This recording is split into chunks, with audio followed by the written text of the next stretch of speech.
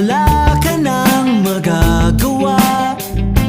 Mahalin mo na lang ako ng sobra-sobra, para patas naman tayo. Di